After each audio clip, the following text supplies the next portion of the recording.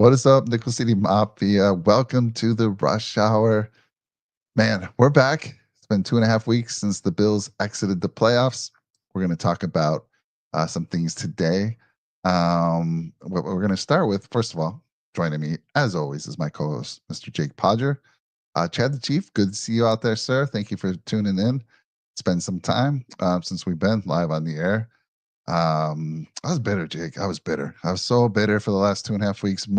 I mean, it took me back to the '90s when we lost those 4 Super Bowls, and I don't know why I thought I got past all that, but we'll save that. I will talk more about that. By the way, if you hear me changing my pitch quite a bit today, Jake, because I don't know, do you guys use Microsoft Teams ever? Anyone Oh out yeah. there? Microsoft Teams. Okay, they have this new feature. It's called Speaker Coach. You turn it on, and while you're speaking, it'll pop little things up like change your pitch. Don't sound so monotone. So if I'm changing my pitch tonight, that's why Speaker Coach is giving me that lesson. Also, they tell you at the end, they give you a summary like words that you use too often, repetitive words. I was saying stuff like obviously and other things, but actually, so it's kind of fun. It's AI, but yeah, it actually, as you're speaking, like if I was talking to you and we had Speaker Coach on, it would tell me some things. You know, look at Jake more, talk to Jake, change your pitch. Anyhow, funny stuff there. What we got going on out there? Big L's out there. That proves we need a good. Yep. We're going to talk about that Big Oh L. yeah. Big L saying that proves we need a good defensive end on our roster. Yeah, we're going to get into that for sure. Chad the Chief, thanks again for joining us, buddy. Good to see you. Well, we're going to start with something special tonight. I don't think he's going to be joining us. He's probably celebrating his birthday. But we got a birthday in the house, and that's Jake's younger brother, Blake. Let's bring up a picture. I want to talk about this because Jake sent this to me early this morning. Big Al, you're going to appreciate this. You've probably Oh seen yeah. it. Good to see you, Bill's Bunker. Thanks for joining us. But let me bring this up. All right, look There it at is. this. This is Blake and Jake when they're younger. I gotta imagine Blake's if he's more than 4 years old, I'd be shocked there. And Jake, how much older are you than Blake? So I'm about 3.5 years older than Blakers. So yeah, a Okay. little bit of a size difference here, as you can tell. My buddies, I sent this to them too, and they're like, "Wow, always knew Blake was bigger than you from the start." And I'm like, "That's a funny joke, ha ha." But this is Mike. Honestly, this is kind of how I got into football. So back in the day, they used to sell those uniform sets of all the different NFL teams, right? I'm sure you remember. Yeah. And my dad was on a quest to basically collect all of them for us. And we did have a Bills helmet. I don't think we had the Bills outfit that came with it for whatever reason, but they had they would sell them at Dick's Sporting Goods. So I believe some of the popular ones that they had back in that day. This is like the mid '90s. They had the Redskins, they had the Packers, the Broncos. We had, and then like I said, we did have a Bills one too. So in this photo, you see little Blakers there about to snap the ball as the center for the Washington Redskins, and then me as the big old nose tackle, aka Gilbert Brown for the Green Bay Packers here, about to absolutely bull rush the hell out of them, and probably after this photo was taken, probably bodied him quite a bit here. So, great moment. Had to send it to the group and just pull up a great memory from back in the day. But happy birthday to Blakers. I was telling Mike before the show we were playing some of the MetaQuest game with the NFL version of whatever their game is on there. I don't think it's Madden. I think it's just like a first person mode of this NFL football game. And I'll tell you what, it was incredible. I was sweating. Mike, I felt like I was back in the game. This picture bringing me back to the days. Then I looked at my old roster picture from John Carroll. I was all fired up. You know what? I still got a couple years of eligibility. Maybe it's time to get back in the lab. You I'm know? looking at this picture, Jake, and I'm thinking to myself, my gosh, pictures of me as a baby back in the '60s look better than the quality of this picture. But so I don't know Well, where you it's pulled zoomed this in. from. Okay. It's zoomed in and it's taken off of a phone. It's actually like a legit picture, right? Like a four by Yeah. Yeah. six picture that was developed. And Yeah. then I zoomed in with my phone to get Okay. a better Okay. close up version of this. But yeah, this is us back in the day. This is a pretty normal thing that you'd see on our street. Shout out to Ironwood Drive here in Hamburg, New York. We would just go at it. I mean, we'd be running Oklahomas throughout the day, 1v1s. My neighbor Nate, shout out to him. He's like our other brother.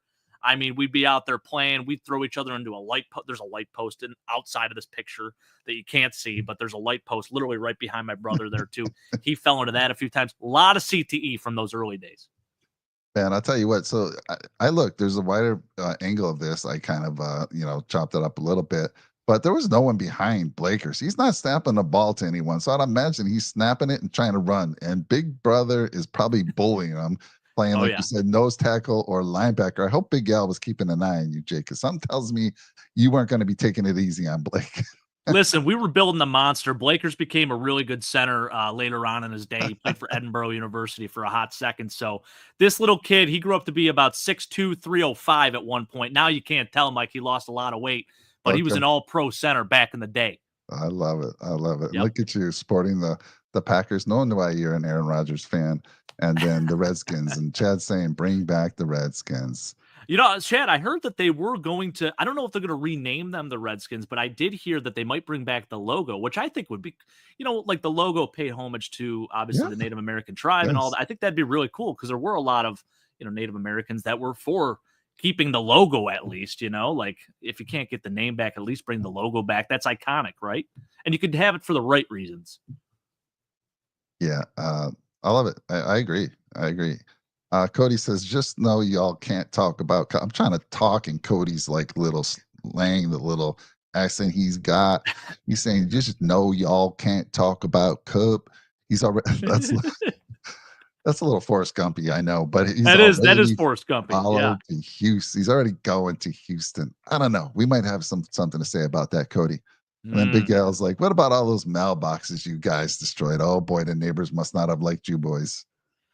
Yeah, we definitely destroyed a few mailboxes back in our day. Yeah, we'd have to go make some apologies to the neighbors, specifically across the street next door to us. We play football on the street too, Mike, because it was just a long street that we grew up on, right? And yeah, I mean, sometimes the ball gets away from you. It's a narrow field, and you just end up breaking one. So you have to go back and replace it and take care of business.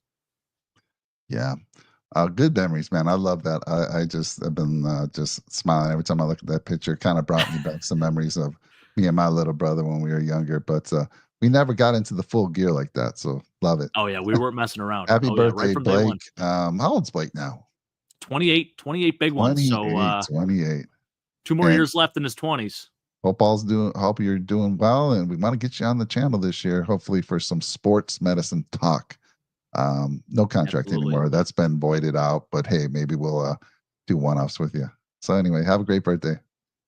So Absolutely. Jake, I talked about this earlier in the show when I started. I'm like, I've been very bitter for the last 2.5 weeks. I think it took me about 3 days before the Super Bowl before I started feeling a little bit better. And the Super Bowl made me feel even better, and not for the reasons you might think. Everyone was asking me, who you pulling for, Mike? I said, I'm 51% Eagles, 49% Chiefs. Why? I'm okay with seeing history. I love history. I cheered for Tom Brady sometimes to see history, right? I want to be able to tell my grandchildren I was alive for this. So I was perfectly fine with the Chiefs winning. And of course, 51% because I was okay with the Eagles winning. I really, really didn't dislike any of these teams. At all, especially with our friends Chad the Chief and Weston. I wanted them to see history, and I was okay with that. And by the way, they have a shot at history next year. You know what that is? Going to their 4th consecutive Super Bowl. Who has that only record right now? The Buffalo Bills. So they can take that away from us, or at least tie us. So there's still something for them to get next year as well. So I have some things to say about that game. But I'm going to wait to give my thoughts because I'm going to hand it over to you and I'm going to ask you 3 questions. Let's see here. The questions are your takeaway from the Super Bowl, what fans can take away, Bills fans can take away from this game, and finally, your favorite commercial. And I want to hear that from the chat out there as well. But let's start with your takeaways from the game, man. Takeaways from the game. I think the recipe to disrupting a Chiefs team, offensively at the very least, is to allow or I guess make Patrick Mahomes stay in the pocket and get a little bit panicked, right? And then make him ultimately bail from the pocket. I think the Eagles did a fantastic job inside out. Their inside guys took advantage of some mismatches, and the Chiefs have a very good offensive line. I know their tackles struggled a lot in this game, and obviously Joe Thuney, not really a tackle, converted from left guard to left tackle, playing in a tough position already, going against these really good speed rushers. I think the takeaway from that was just how impressive the interior of the Eagles defensive line was, and then how impressive their actual edge rushers were. They were on another level the other night, and they got after it, and they were not running past Pat Mahomes. They were getting home and making him, make errant throws, and he hit the ground quite a few times. It was extremely impressive. Definitely the most impressive performance I've seen defensively in quite some time. Yeah. I think that definitely came back to bite you a little bit, Chad. I see you saying recipe to beat us to stop Veach from getting a left tackle. Yeah, I 100% agree. I mean, I know you guys tried some things out with Kingsley Suamataia and, Wanya Morris, and you guys kind of rotated a little bit there, but you could tell that was probably the biggest need for the Chiefs this year, was just having a solidified left tackle. And as good as Joe Thuney is, he's an all-pro guard, and actually I thought he did a formidable job at left tackle. That's a very hard transition to make. He is not a natural left tackle. So I think it hurt you guys, obviously, in the long run. And I know you were fired up about it, man. I was right. Listen, I can empathize with you. That sucks, being in a moment like that, especially when, you could just feel it. I felt like you guys were so calm kind of heading into this game, but at the same time, obviously you're fired up to see history, and just a very big, tremendous letdown. I think a lot of people were surprised by this game. It just wasn't the Chiefs team that we were used to seeing. And it kind of had flashbacks of that 2020 Super Bowl against the Buccaneers. The Buccaneers had a very similar recipe. And they were able to get it done. And again, no discredit to the Chiefs. They were able to get there, and obviously representing as the best team in the AFC. But the Eagles, man, they came to play, and you got to tip your cap. Vic Fangio, thank God he's out of the division, Mike, because I'll tell you what, with the weapons, now better weapons with the Eagles defensively to play with, but man, they were wreaking havoc at every level. I mean, tackling was on point too. Zach Bond is an incredible linebacker. They have a really good secondary. Cooper DeJean, are you kidding me? I know. Rookie just making an immediate impact. Quinyon Mitchell too. I mean, everyone was balling. I mean, really. Yeah. I mean, so takeaways for the Bills fans, you kind of stated that right off the bat, is we need to shore up our defensive line. You get a defensive line, I'm not going to say like the Eagles, it's going to be hard to get something what they represented on the field on Sunday, but you get something like that and you make everyone behind you better. I mean, like you said, they wreaked havoc all day without blitzing, and that's unbelievable. Unbelievable. I have some thoughts before I go to that. Your favorite commercial? Favorite commercial? That's a tough one.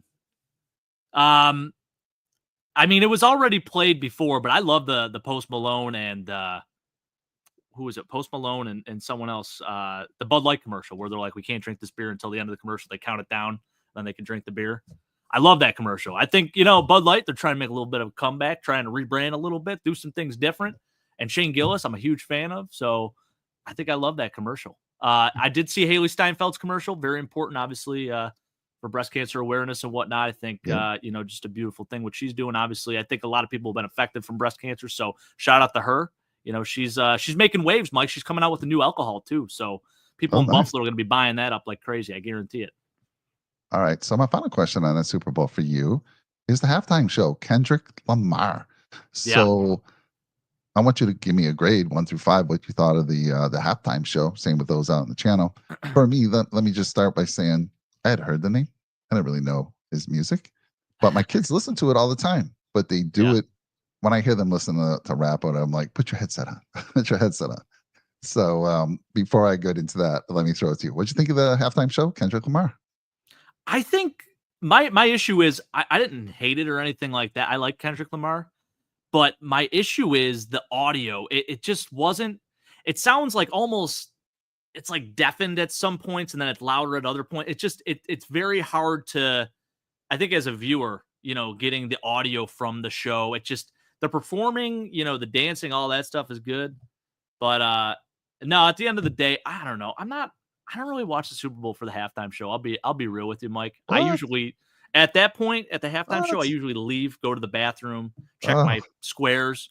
I'm not a they big give you halftime plenty show of guy. time before the show, I Jake. know, They I give you know. like 15 minutes of commentary from the who is it? The Fox guys. So you have time to go do all Yeah. that, Jake. Yeah, So I'm not into the halftime show. Like, I don't care who's really performing. It's just not for me. I know, my wife, she loves watching it, whatnot, but I'm just not into it. Period. so Not a so big for me, concert guy either. I mean, I'm oh, really okay, not. okay. Well, I am, and I love the halftime shows. And I mean, they've had some great ones. I mean, back at one of the Bills Super Bowls, they had Michael Jackson halftime show. Oh yeah. They had not Janet, but yeah, they had Janet Jackson, Justin Timberlake. We all know what happened there. I won't go into that. But Kendrick Lamar. So, like I said, I didn't really know, I hadn't heard his music, but I know my boys, both of them, listen to him, but I never hear it. So it's going on. I'm like, I look at them. I'm kind of joking a little bit. I'm like, what is this garbage? What's going on here, guys? He goes, Dad, just give it a chance. So once he got into it, I was like, this is good. I like it. You like it, huh? I'm like, I might be a new Kendrick Lamar fan. I might be Wow.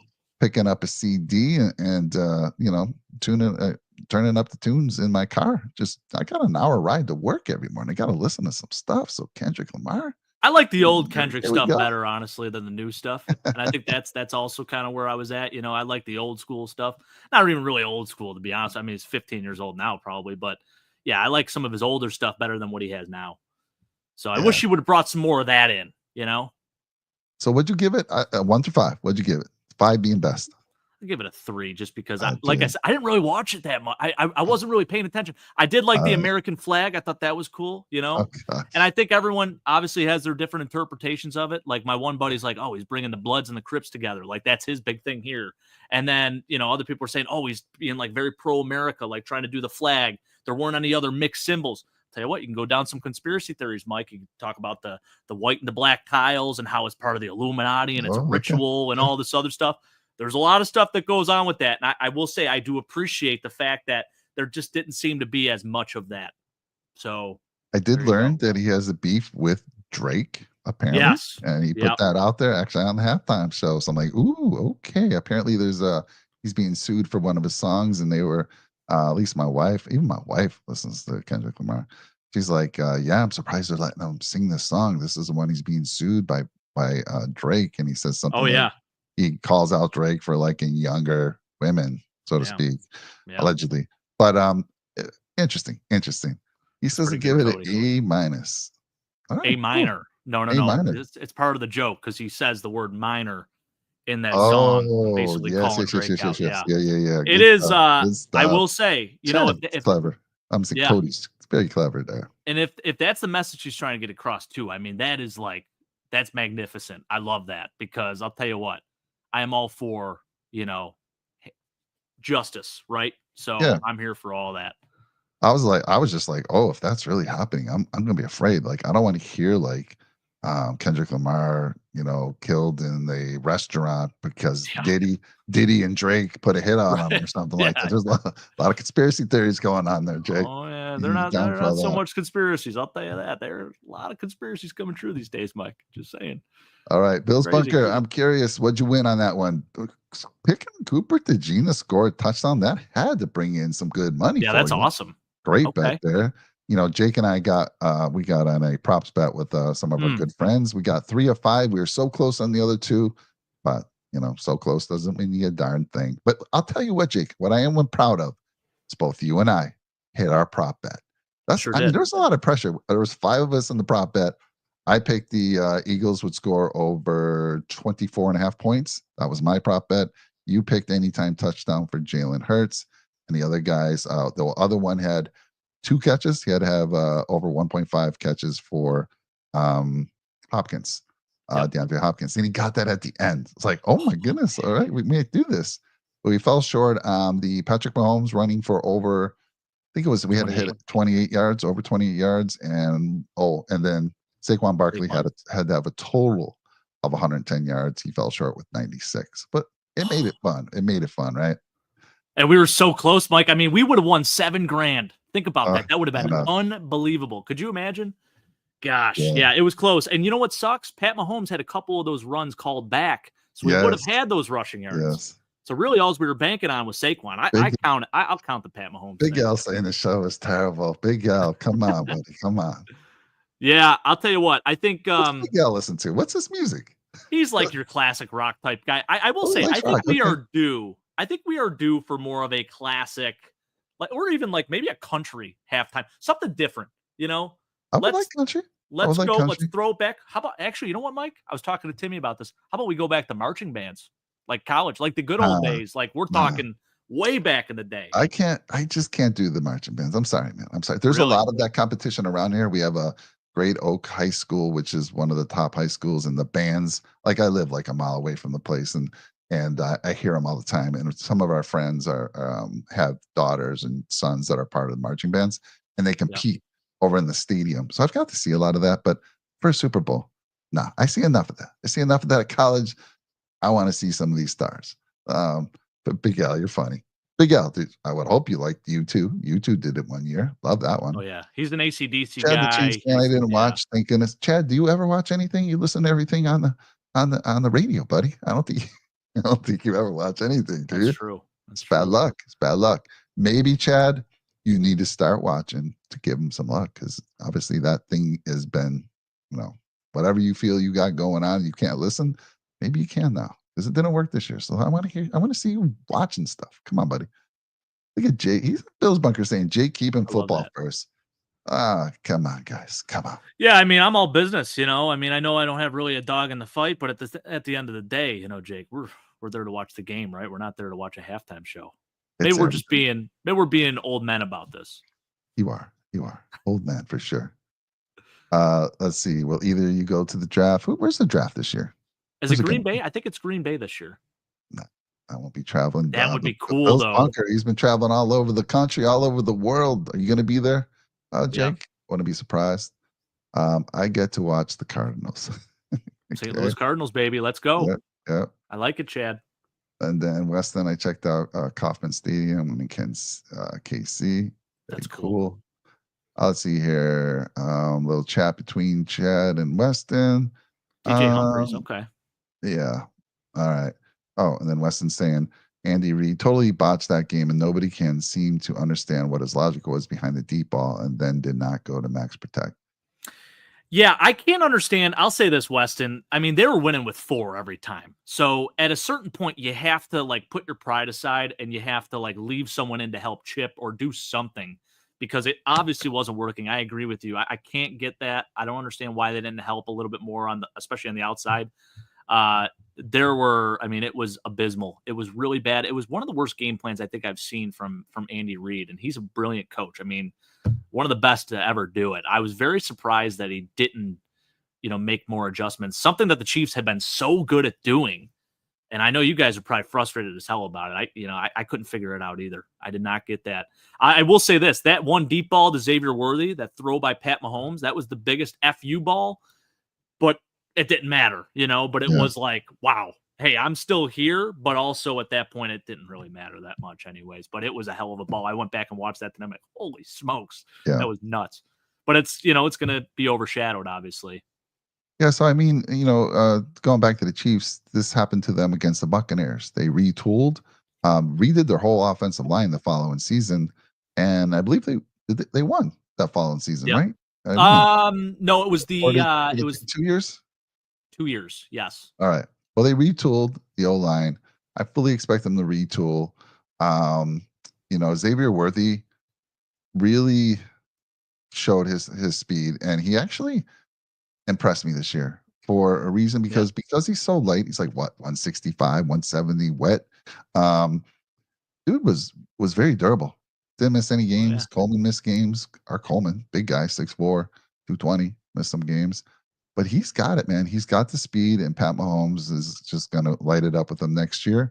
And then they get Rashee Rice, I believe, back. I know he has to have he has that suspension hanging over him. Of course, he's coming back for an injury. You never know what you're going to get. My only concerns with the Chiefs is Travis Kelce. And I will say this, man, watching the game, you're gonna think I'm crazy. I felt bad. I felt bad for the Chiefs because this was history. This was something I know they wanted it.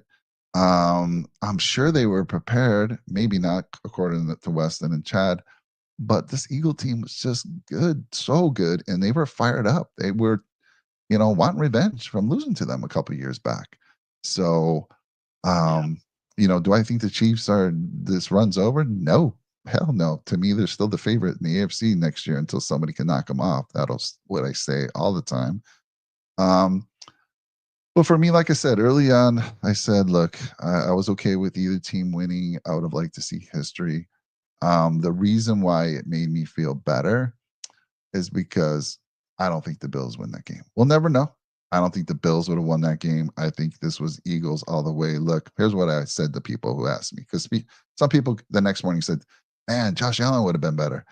I said, "Look, I do believe the offense might have been able to handle that front four of Philly a little better. I do believe the Bills' O line was better than the Chiefs for sure."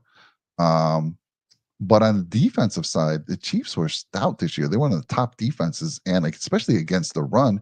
And what they do, they shut down Barkley. I do not believe the Bills would have shut down Barkley. And Yeah, then if those you shut, 25 yeah, carries for 57 yards from yeah, Saquon would have been like 25 for a buck 57 if it yeah, was the Bills. So while it would have been, nice from the offensive side of things, I mean, maybe the defensive side wouldn't have looked as good. I mean, we couldn't stop a nosebleed at times, and credit to our defense where it's due, but man, I mean, it was pretty evident in the Chiefs game where we just again it just got torn apart.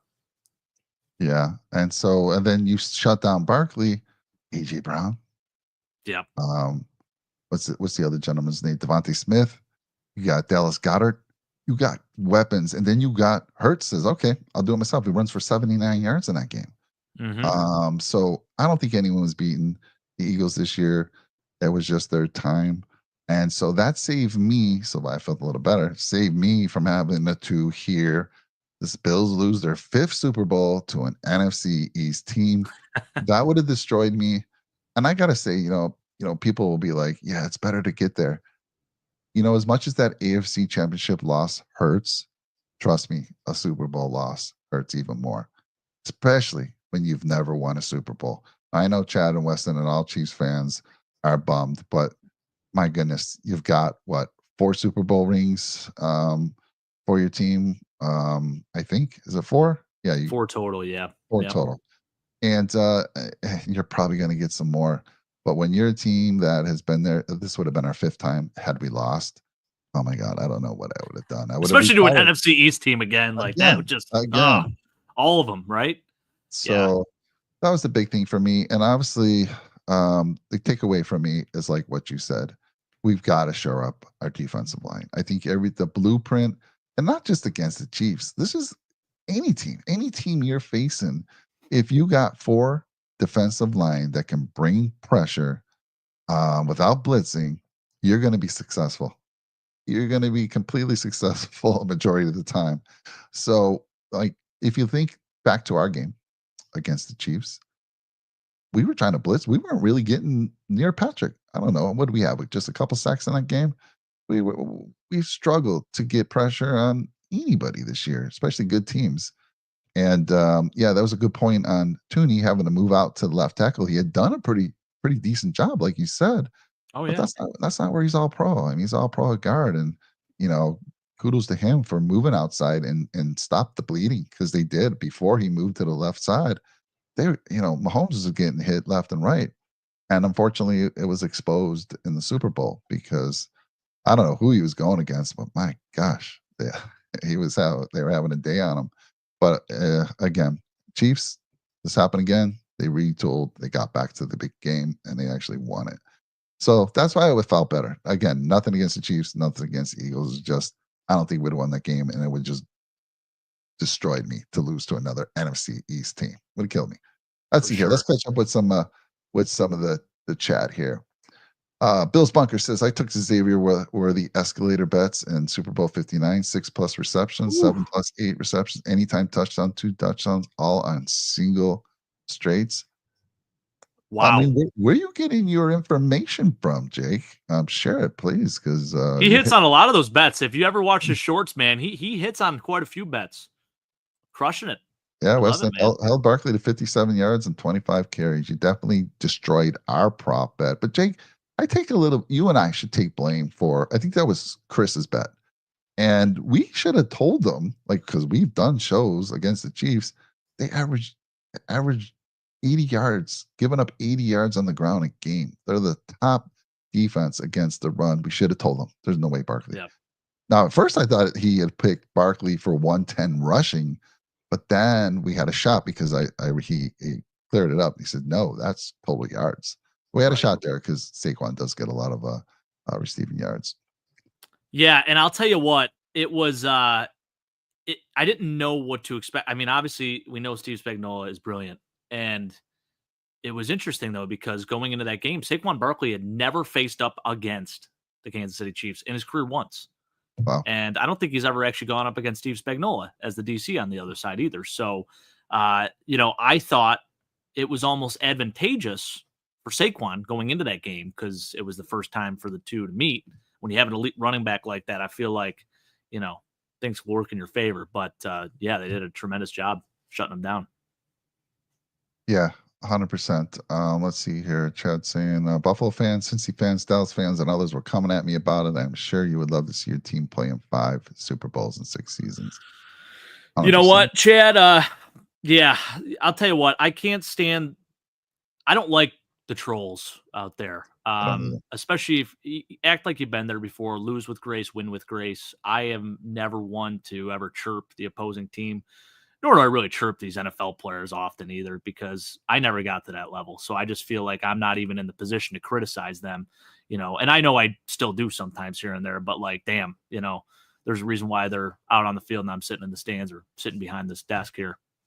Plain and simple. Yeah, I mean, Spagnuolo took a stand. He said, "We're going to shut down that run game and we're going to force Jalen Hurts to beat us." And I mean, it was a great game plan. If you think about it, if Mahomes doesn't throw that pick six to Cooper DeJean, if he doesn't throw that interception within the 15-yard line, which led to another touchdown, that's 14 points off the board. It's a different game. So it's similar to like what a lot of defenses do with Lamar Jackson, as Jalen Hurts, make him beat us through the air. And they did it, and they got burned this time. Jalen Hurts was up for the task. He did make one bad play through that interception, but he was up for the task. I mean, not only with his throwing, he was spot on, dude. Most of what he was doing with his running out of the pocket, throwing it on target, that deep ball to Devontae Smith was amazing. He was on. He was on fire. He had that game, and they talked to him, and it hurt him when he lost that first Super Bowl game, like any competitive player would. He took that and ran with it in this game, and he's like, sure, put it on me, and he proved that he could do it. So similar to like what we tried to do with Lamar Jackson, or people tried to do with Lamar, and Lamar can do the same thing. But again, Lamar also made that mistake in a game against us. It's one of those 3 turnovers. So turnovers are a big thing. And obviously that led to 14 points. And I guess they had a fumble as well. I'm not sure. Did they get points off that one? Do you remember? I think they did. Or did I can't remember. I don't know. Yeah, I can't remember if they did or didn't. But I do want to say something too about Jalen Hurts, man. He is such a class act. Yes. There is not a better guy to represent your organization outside of maybe Josh Allen, right? I mean, he's cream of the crop in terms of classiness and just a guy that you want to root for. So I have nothing but great things to say about Jalen Hurts, man. I'm extremely happy for him. And I think if there was any, if someone asked me, gun to my head, who I wanted to win that game, obviously I'm with you, Mike. History is a cool thing, and I think you got to appreciate it, even as much as you hated it in the moment sometimes. Yeah. I think you still have to appreciate it. So if the Chiefs would have won, it would, obviously still would have been cool to see. But I do love that Jalen Hurts got his ring, and I also like the fact that Nick Sirianni from Jamestown, New York, so grew up just outside of Buffalo. So a little bit of rooting interest there. So cool to see both of those guys get a ring. Yeah. I mean, one thing I forgot to say, one other thing that made me feel better was Josh Allen MVP, baby. That's right. That's right. That was fantastic. I thought his speech was incredible. Amazing. Just a great speaker. getting up there, and you could see, his mom and dad have done so much for him in his career, right? And you can see that meant, like, because a lot of people are like, it's MVP, doesn't mean a lot. It does. It means a lot to the player. It means a lot to their family, especially you could see it in his parents' eyes. The only thing I thought was a little funny is he says, and last but not least, my fiance, Haley Steinfeld, you're my rock, and I wouldn't be up here without you. And I'm like, damn, damn, Josh, do you need that much consultation during the year? You've only known her for like a year.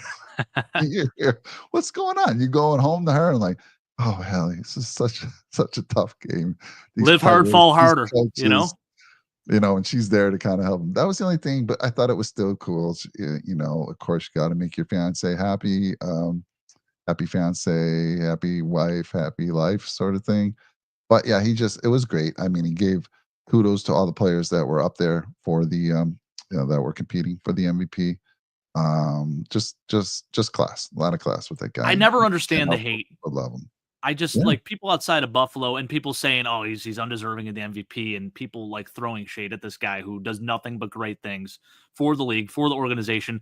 Freaking mentions the mailman, Slick Rick, in his MVP presser. I mean, are you kidding me? Like, there is not a better man to win this award. And like I said, Jalen Hurts class act. So is Josh Allen.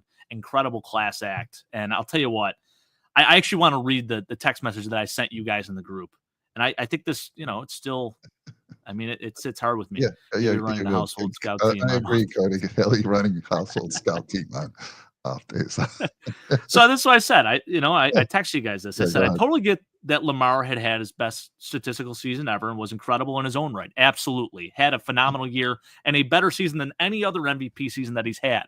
However, I think that because of the circumstances here, the biggest factor was that no one had the Ravens, not making the playoffs coming into this season. There were multiple national media outlets saying the Bills wouldn't make the playoffs, that Josh's numbers would be down, which they were a little bit. They were slightly down with passing yards, 3,700 plus yards, 28 touchdowns, still had 40 total touchdowns because the guy still ran for 12. By the way, missed about 11 quarters of football because he sat for the fourth quarter of quite a few games. And he also sat an entire game in the last game against New England Patriots. So, you look at what Josh did here. This is what I basically said. I said, we didn't have a 1,000-yard receiver, barely had a 1,000-yard rusher. There was one other initial Pro Bowl selection being Deion Dawkins. And then there were some alternates selected in Connor McGovern and James Cook, but are we really going to count that? Sure, whatever. Even if you do, that's 4 total guys, including Josh. Josh had to do insane godlike things on the field and basically dragged his nuts. Sorry for the bad language, but dragged his nuts down the field all over everyone, right? A little beep going on there. There you go. Yeah. He was the main reason why we beat the Chiefs and the Lions during the regular season. He had 6 total touchdowns against, what was it, 6 total touchdowns or something like that in the game this year too, set multiple records. He had the lowest turnover rate historically since 1933, the number one thing he's been criticized for throughout his entire career. So even when he does everything to prove that he's the guy, there is still going to be some type of criticism, and it's because he didn't get to the Super Bowl. And if that's how you want to criticize him, you should do the same thing to Lamar Jackson, okay? This isn't taking anything from Lamar, but I just feel like people saying it's a participation trophy and that Josh was undeserving of it. You didn't watch a single ounce of Buffalo Bills football this year, and honestly, the opinion should be thrown right out in the trash. That's a terrible take.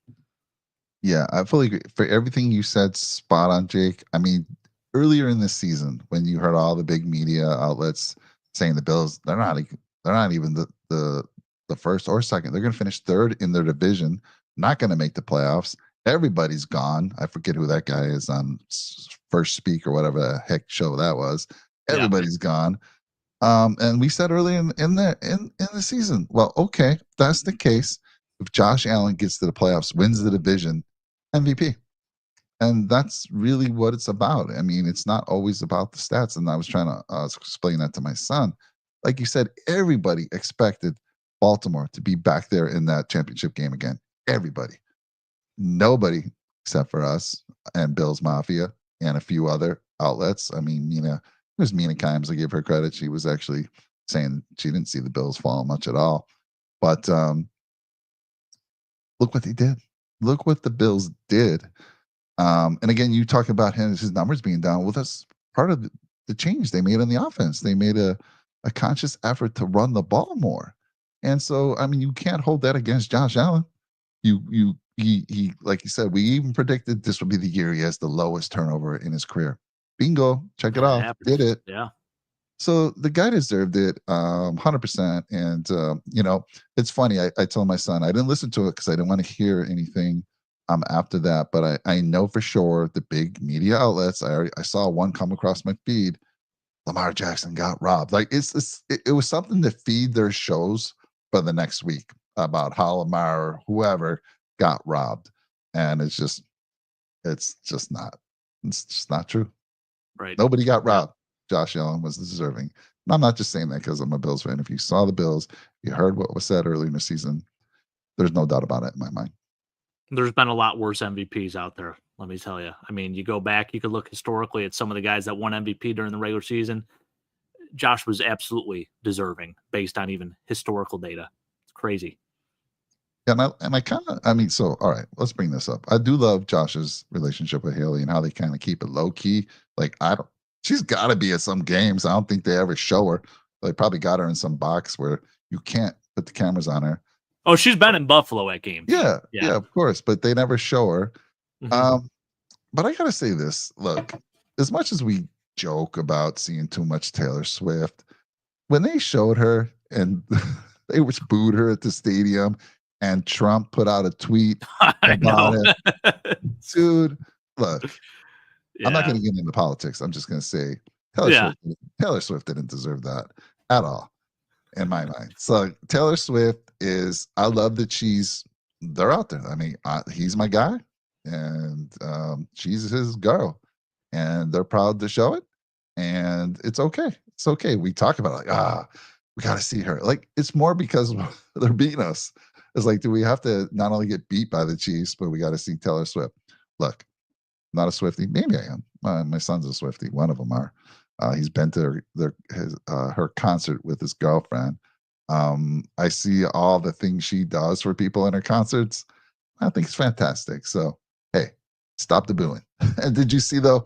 I will say this: when they showed Trump at the beginning of this, I mean, just a loud outburst from the fans there in the stadium. Pretty crazy stuff, in my opinion. Oh yeah, they're fired up. And I will say this, from my understanding, there were quite a few Eagles fans there. It sounded like there were actually more Eagles fans than Chiefs fans. So that could Yep. be a reason as to why there were so many boos. I don't think it was even necessarily people just hating on her. I think it was because the Eagles fans saw her and they boo everyone. These are the same fans that threw batteries and snowballs at Santa Claus. So you're not going to please them and with anything, like that's just how it is. Chad Yeah. doesn't like her. Chad, why don't you like her? Tell me, Chad. Tell me why you don't like her. I mean, really. Is it just because she's there at the game? Maybe a distraction for Kelsey? Maybe. I don't know. You tell me why you don't like her. She puts on a damn good concert. I can tell you. I haven't seen it, but I see all the social media, and I have my son, my 20-year-old son, who took his girlfriend, and he's not really into Taylor Swift, but he came back like this was a fantastic show. And then you see that one where she always goes. It was, I don't know what song it is, 22 or something. Where and then there's always a little kid at the end of the runway or somebody there, and she brings her hat, gives it to him, and hugs him. It's good stuff, man. Good stuff. Yeah. You go, Again, I Swifties. mean, at the end of the day, too, like you said, Mike, I mean, she's just there supporting her man. So there's nothing malicious about it. I think a lot of people there are, I was skeptical at first about the relationship, of course, so maybe there is still some thought out there that's like this is just being done as a publicity stunt, and the NFL is trying to prop this whole thing up so the ratings come in. And I was curious did you see, were there reports about the ratings for the Super Bowl? Did it drop? I didn't see anything really. Was it the most watched Super Bowl? I think it actually was. I think it actually did go up in terms I of bet you ratings. Chad or Weston could tell us that number.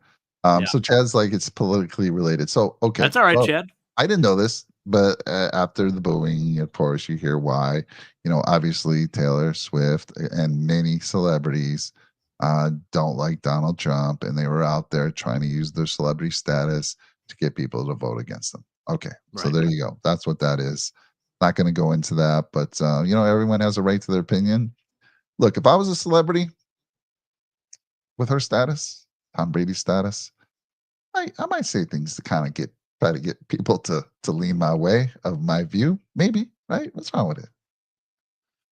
But people are Yes smart, and dude. no. People are Yeah. smart. They know now. Like, look, I don't take anything celebrities say. Some people will. Yes, there are a lot of Right. people that will follow them to jumping off a bridge, whatever. They'll go to the ends of the world for these people. But I don't let any. As a matter of fact, I dislike when celebrities do that, especially on like they used to do it on the Grammys. Maybe they still do. I haven't watched the Grammy show in a while. They used to do it on the Oscars, stuff like that. And I was just like, this. I would turn it off. I would just turn it off as soon as they started talking politics. It's just that's not the place. I didn't come here to hear politics. I came here to see musicians awarded. I came Yeah. here to see actors and actresses awarded, not to hear your crap talking politics. So, and yeah, I know there was a big deal that she was against Trump. You were going to say something, Jake? No, I was just gonna say, I mean, you just use a rule of thumb, right? Don't bring up what politics, religion, and there's another one too. The three big ones, right? So I think that should apply to just everything. The Like three big ones. There's religion, it's like don't talk politics. about the three big things, like religion, politics, and then something else. Or maybe it's just those two. Maybe it's this. I'm trying to think. I can't think of There's a like third three one. things I think they always say, like keep it out of your conversations, right? Just focus on what's The Chiefs at hand. scored 22 in honor of Taylor's song. Love it. Yes, Oh yeah. Weston. I will say this. I want to 126 give a shout million. out. 126 million. Okay. I do want to give a shout out to my boss, Sam Violante. Ended up Okay. winning, I think it was like 26 grand or something on a square. So he had 2-0 for his numbers, ends up hitting big on it. So shout out to Wow. him. He watches the show. I don't think he's watching tonight, but hell of a hit by him. He was in a big pool. So great stuff. Yeah, Chad agrees with me. That's why he doesn't like the Grammys and Academy Awards because of the politics. If they're are they still doing that, Chad? 'Cause, well, you haven't watched it. I haven't watched it in years. I kind of just stopped watching it because of that. And I enjoy those shows. I love the performances that are there, especially in the music award shows. I love seeing the musicians come up and perform. But yeah, you start talking politics, channel changes. So, Jay, good stuff. We talk about the Super Bowl. The last thing for this show, we're going to get into some Buffalo Bills free agents, current free agents, and kind of quickly go through them. You know, tell people what the plan is for the upcoming year. Obviously, right now, our eyes are on our current free agents and free agency that I think starts March or ends or something around March 15th is when you can start talking to players, I believe, and making deals. So our eyes are on free agency, and we can talk about some of the, right now, one of the big things is Miles Garrett. Put it out there, wants to be traded. And who wouldn't want a Miles Garrett? And we've been talking about it as Bills fan because as we saw in the Super Bowl, and as we know from our team, we just don't have that elite guy on a defensive line. We don't. Like, for instance, I know Ed Alver is good at times. He shows up at times. But can you imagine him with a guy like Miles Garrett? Right? All of a sudden, Miles Garrett makes everybody on that defensive line better. So there's a lot of talk about going after Garrett. Look, to me, Von Miller, I know we're going to save like 17 million in cap space, but we got to do it post June 1st. But to me, you got Garrett. I know there's been talk of Max Crosby. I'm not sure is Max Crosby signed or I don't think he put it out there that he wanted to be traded. Maybe he did. And then they got Hendrick, and then we got Hendrickson out there from Cincinnati. Three guys that would make a huge difference. So for me, it starts with Garrett. What would you be willing to do to get Garrett? Man, it's I've seen a lot of different proposals out there. I've seen like 2 firsts and a third for Miles Garrett, like straight up. And I'm like, man, you're sacrificing a lot of draft capital for that for a 29-year-old who, yeah, sure. I mean, he just had a phenomenal year, 14 sacks, 22 TFLs. But man, you're sacrificing an awful lot for maybe 3 solid years out of a guy. But maybe that's all you need is 3 years to get you over the hump, right? You would hope. I don't think this is a Von Miller-like situation. A lot of people are throwing out those comparisons. Von Miller was already over 30 years old when he signed with us. He also signed a massive deal with us, and it was a 3-year out, essentially, right? So I think this is a different situation. Miles Garrett is coming off a 14 sack season. Like I said, 22 TFLs, which led the NFL. The guy is a total difference maker, and I would love to get a guy like that on this defense. I am 100% with you, Mike. I think, you do what you can, move some pieces, and make it work. I have seen some other trade proposals featuring Greg Rousseau, because you're going to have to pay him anyways in the future to kind of offset the amount of money you're going to have to be paying Myles Garrett. So you trade Greg Rousseau and like a third for Myles Garrett. So that's another interesting proposal that I've seen. So, while I don't want to get rid of Groot, he's not as good as Myles Garrett, and then this year's class of defensive ends is really, really good. I mean, there's 7 guys that are basically ranked as like first round picks coming into the draft this year at the defensive end position. So if there's a year to go out and actually draft one, and I know people probably don't want to hear this, this would be the year. You could still even get good value on day 2 at that position. Yeah. So here's a good question from the Bills bunker, Jake. Yeah. Are you paying Cook $15 million?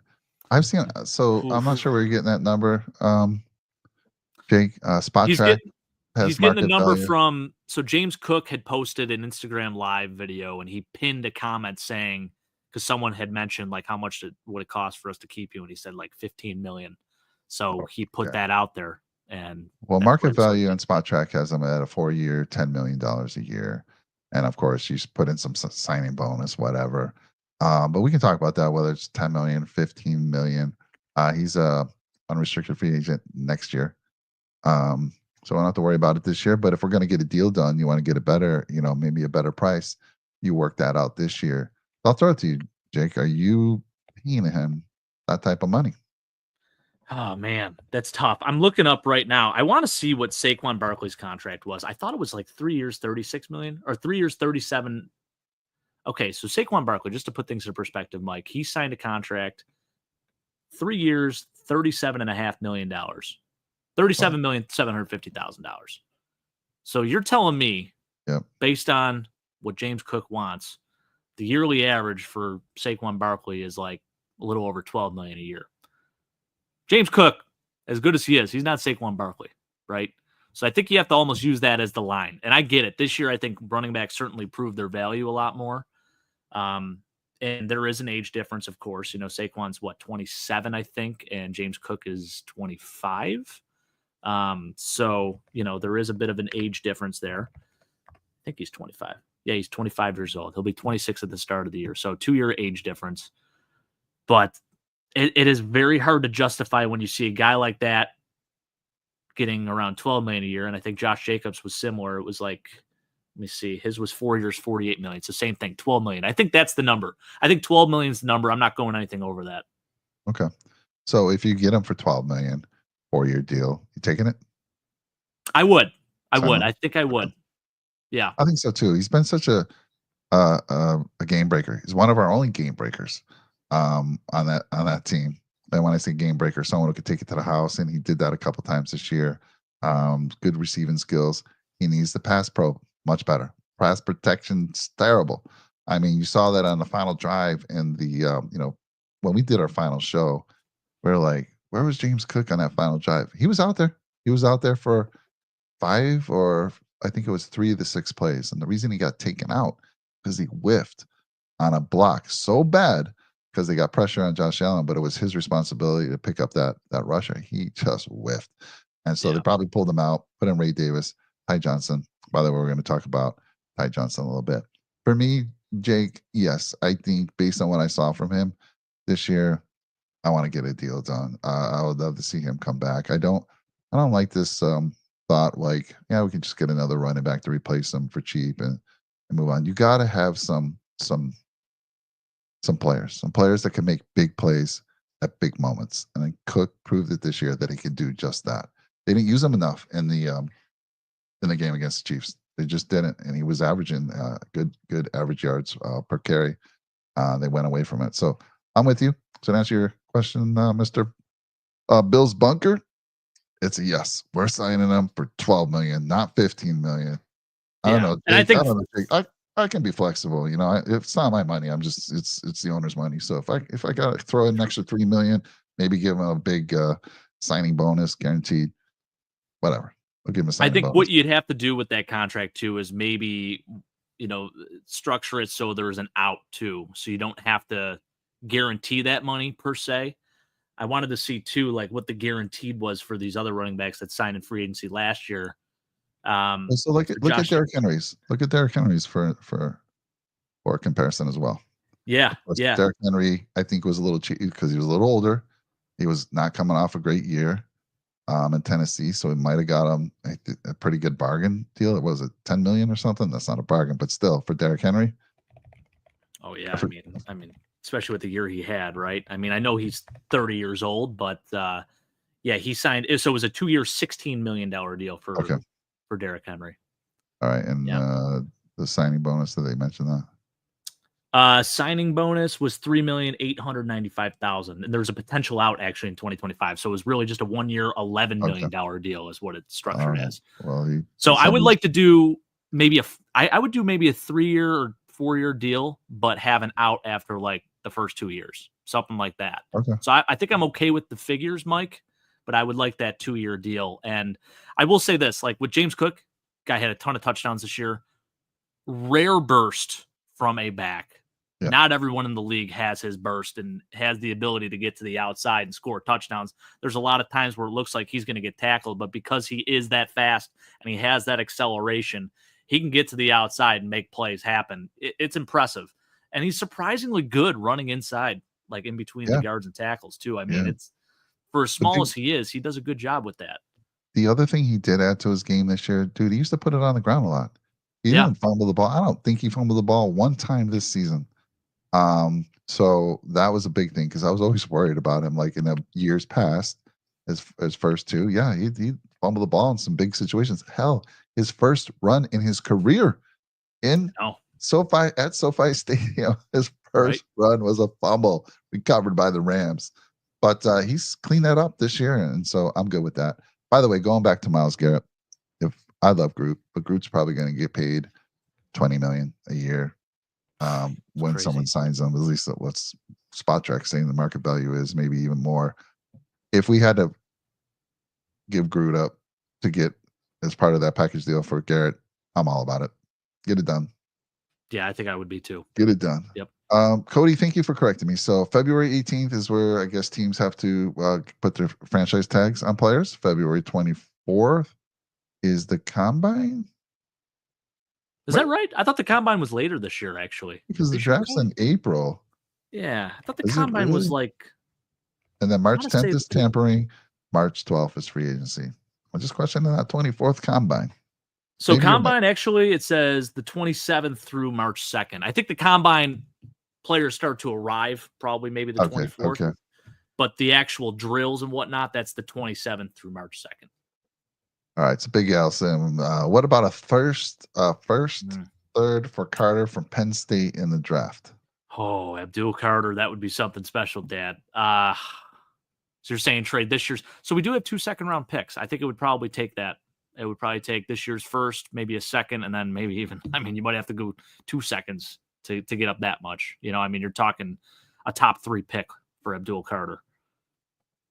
So for those of us that don't know Abdul Carter, what can you tell us about him? Oh, just an absolute freak of nature, Mike. I got to see him play in person this year. Went to the Penn State game against Washington.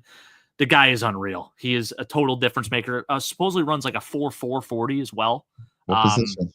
He's a defensive end. Oh, and I think okay. First year, I'm thinking you're talking, when you said 4.4, you're all excited. I'm thinking you're talking running back of some sort. Oh, no. He's like 6'4", 260-ish, Penn State defensive end, and he's special, man. Just such a good burst. I mean, we talked about Chop Robinson and his burst. I mean, this guy, same type of deal. Super athletic, just an absolute freak of nature. I think he was a true freshman too at Penn State. Played, every single year, started every single year at Penn State. And yeah, again, you talk about first step. That is what flashes on tape. Like last year it was Chop Robinson. This year it's Abdul Carter. It's unbelievable. When you turn on the tape with this kid, it's impressive, man. It is really, really impressive. Yeah, can you imagine? So if we got Myles Garrett, I do like Javon Solomon. He showed flashes in his rookie season. I like what he'll continue to improve, and I think he's going to shine quite a bit this year.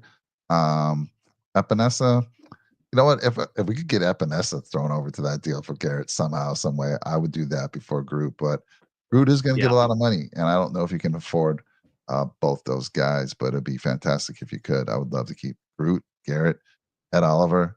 We got Dwayne Carter, and then we need another big. So I need a big defensive tackle, Jake. Who do you got your eyes on? Like you're talking draft already. Who you eyeing? Because we need someone next to Oliver. Yeah, I got two in mind, and they are going to be potential first round picks, maybe late first round, early second for the one that I'm going to mention here. So, Kenneth Grant, who is a mammoth of a human being, played for Michigan.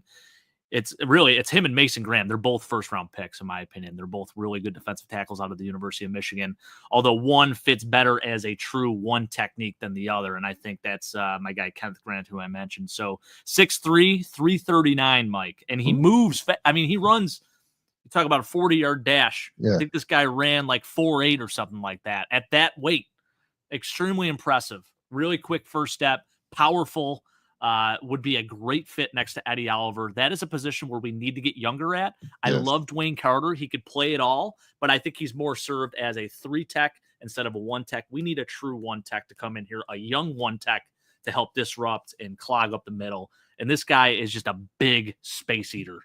Like I said, 339 pounds. Gotta love it. We love it. Yeah, that would be fantastic. So I think that's definitely something we got to have on our radar. I was talking to Sean this morning, and he was, Dwayne Carter is kind of that backfill for Oliver, right? Yeah. So we need somebody that can be next to those guys disrupting things. And then you got Garrett, then you got Group Epinesa, whoever you got, Javon Solomon, look out, wreaking havoc. Love it. He says, if you want, so Cody, if you want a massive body, defensive tackle, Deion Walker. Tell me about Deion Walker.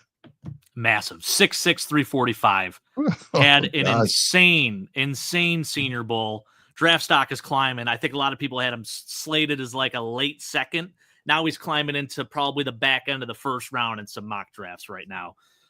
Had kind of a disappointing senior season, but a super versatile defensive lineman, can play the 1-tech and play 3-tech. He's quick enough to even play outside at times.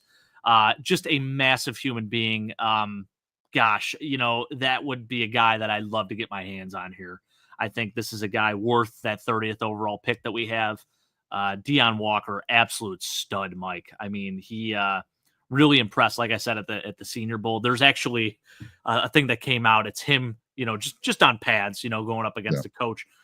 Freaking bull rushes the coach. Coach flies back, with the pad in hand. And I'll tell you what, he just made a big-time statement there. And, with the body on body, just going up against centers and interior guards, he absolutely destroyed everyone there. So super, super impressive performance by him. Would love to get a guy like that. Just massive. Like I said, 6'6", 345, maybe 348, something like that. Yeah. Crazy. Well, it's going to be fun. I haven't really looked into the prospects yet for this year's draft. That's definitely a position that I know has to be, for me, it's defensive tackle, it's edge rusher. We're going to talk about potentially corner, and it's also about getting a speed wide receiver. We got to get a speedster receiver. And I don't mind if, Xavier Worthy to me is not the prototypical speedster I want. He's the fastest dude probably in the NFL. It's not the biggest, not the heaviest. I don't know how long his body can take that type of beating from NFL, but he stood the test this year. So kudos to him. But we need someone, Jake. We need someone who can keep defenses honest. Because I feel like everybody, playing defense against the Buffalo Bills are like, we're not afraid of anyone taking us deep. Now, surprisingly, Matt Collins, who we're going to talk about in a second, because he's a free agent, he actually was a guy that somehow got deep a few times and surprised me. But other than that, Khalil Shakir, not really a true speedster. I want a guy who can just really scare the heck out of defenses. They gotta really, really scheme around him, which opens everyone up. I know what you're saying about Amari. So let's get into this real quick. Let's get into our current free agents, and let's talk about whether you think we should re-sign them. Again, changing my pitch up. I hope this is working. The speaker coach is telling me, Jake, gotta change that. I gotta try that. I use Teams every day, and I haven't heard of that app, so I'm gonna have to. You got to go into your auto settings, and you'll see there. Turn on speaker coach. Try it out. Okay. Yeah, I'm If you're definitely not gonna do that. speaking, you're just listening, it doesn't do you it's only for you. I All love right, it. let me do this real quick. Let's share and bring this up. Let's go over here. We'll share this window, By the way, I and love it, here Weston. we Yeah. go. I know Weston's been a big Deion Walker guy. Talking about Savion Williams, that dude's huge. He's a freak. Um, and that's interesting. Jake saying Bills bunker. Apparently, Cook unfollowed the Bills IG. Oh boy, here we go. Stefan Diggs 2.0 here, huh? Oh boy. I hate Oh that. boy. So already he wants to start the deal. He says, he wants to get a deal done. And I guess I did see Jake say he could hold out. He could. I sure hope not, but definitely could pull Lamar. Yeah. All right. Well, here we go. Here are the current Bills free agents. And we start with Amari Cooper. He's 31 years old.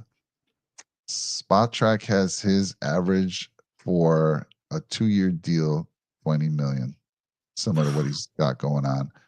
And Jake, I mean, don't take Spot Track with a grain of salt. There's a lot more into this number, but it is, how receivers are being perceived and how teams are paying them. Well, let's say even at that amount, let's say it was less, 15 million, 14 million. For me, Jake, I'm passing. I'm passing. I know, he came to our team. We didn't really utilize him. Yes, we were saying he's the one taking double coverage. Honestly, I don't know if that's true. I'd have to watch film to really see that. Um, and he wasn't making big plays. I mean, he was okay. We didn't throw to him a lot. So, yeah, Yeah. it's crazy. He comes to the team, and I think his first week with us, that's a really good game, scores a touchdown. Yeah. Yeah. Pretty much nothing else beyond that, though. And so for me, the way the Bills utilize these guys and the fact now he's decent, he's 31 years old, is 40 back in the day was 4-4, pretty fast dude. I just don't know if he's still the same guy. Even the guys in our group chat said he's washed. I don't believe he's washed, but I'm not paying him. I'm just not. He's not a guy I'm Yeah. like interested in bringing him back. I think we can use that money better spent elsewhere. Else Garrett, and maybe you know getting another speedster in the draft or picking up a free agent. We just need that speedster. We need a guy who's like a 4.38, 4.39, 4.44, someone like that. Big 6'1" guy who can just take it deep. So anyhow, what do you think? Amari Cooper.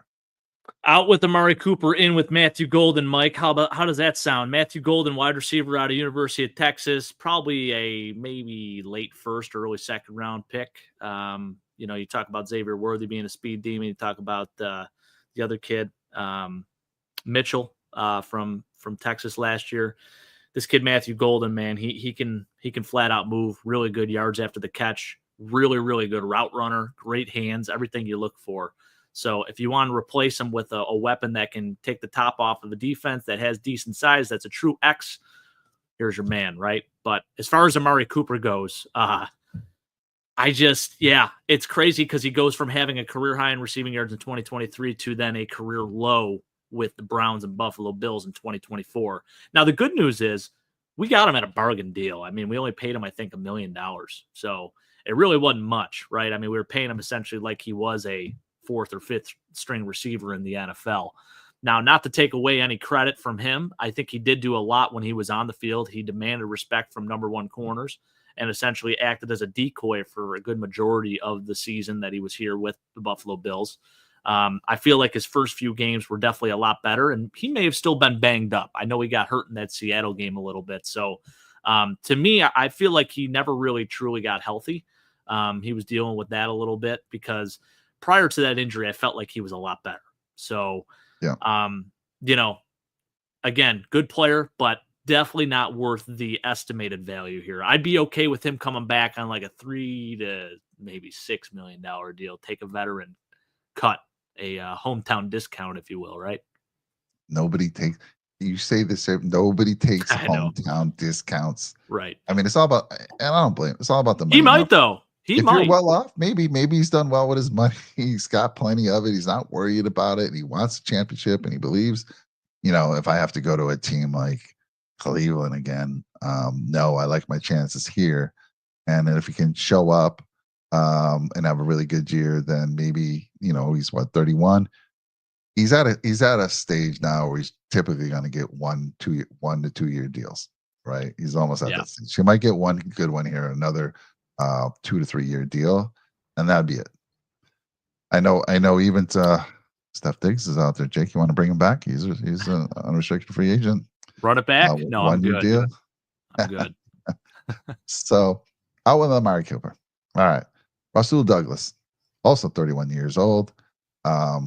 Spot Track has the market value for him is a 3-year, $35 million deal. It's basically $11.9 million a year average. I'll let you start. What's your thoughts on Russell Douglas? You want him back? What do you want him to pay? Yeah, Or this is a move on? tough one. This is a really tough one for me. I think I might be out on it, Mike. I feel like his play really dropped towards the back half of the season. 31 years old. The amount of money that he's projected here, I would rather use that money to extend Christian Benford, maybe go draft a guy like Benjamin Morrison in the second or third round out of Notre Dame, a guy that can fit our scheme, play a little bit of man coverage and have the size to still, to play man coverage, but also still play in that zone scheme too, especially with the new corners coach that we hired. I feel like he's a good fit for that guy. Yeah, to me, I think I might be out. I think it does put you in a tough situation. It essentially does put you in a situation where you have to sign a guy in free agency or you pick someone up in the draft.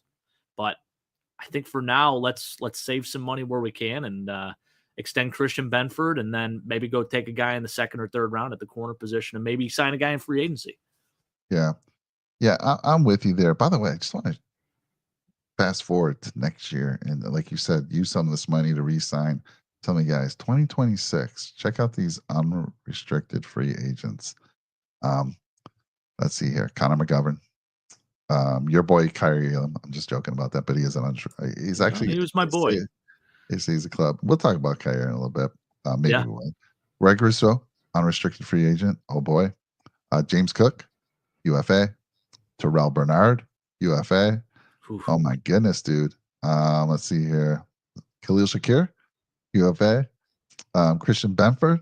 Are you kidding me?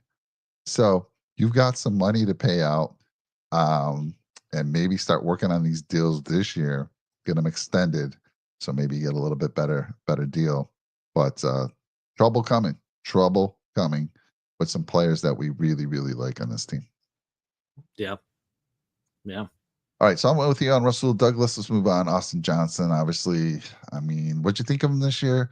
I Probably thought he gonna was get another actually, two. I thought he was pretty good. He actually had an interception for us, Mike. Oh yeah. I actually thought he played better than Daquan Jones. So to me, if he's in for signing a cheaper deal than what he's projected here, I'd be good with bringing him back.